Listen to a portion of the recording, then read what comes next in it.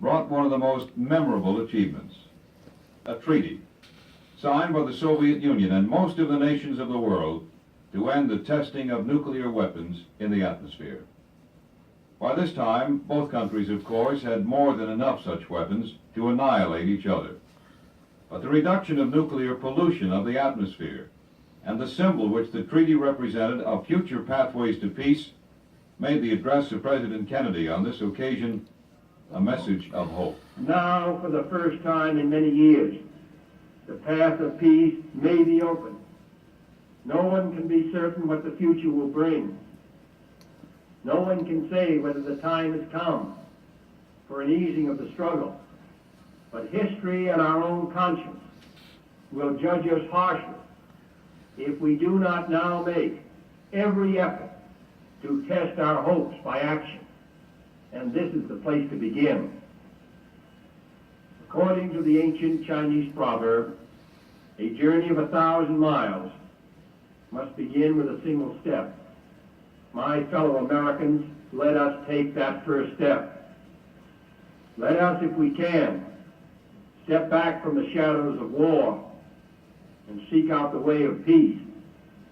And if that journey is 1,000 miles, or even more, let history record that we, in this land, at this time, took the first step. Let us take the first step. Perhaps the most fitting epitaph for an administration and a president which imagined and planned far more new departures in American life and national policy than they would ever have the opportunity to undertake.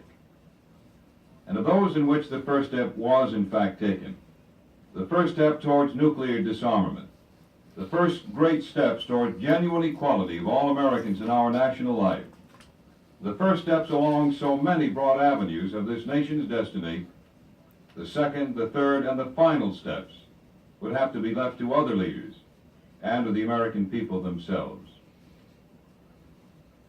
For on November 22nd, 1963, John F. Kennedy was shot to death in Dallas, Texas, by an assassin whose motives may forever remain uncertain.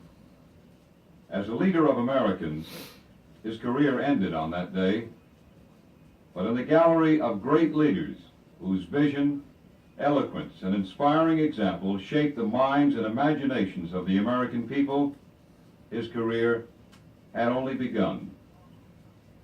In his inaugural address, John F. Kennedy delivered his best remembered injunction to the American people. My fellow Americans, ask not what your country can do for you, ask what you can do for your country. For his country, John F. Kennedy, on November 22nd, 1963, gave his life.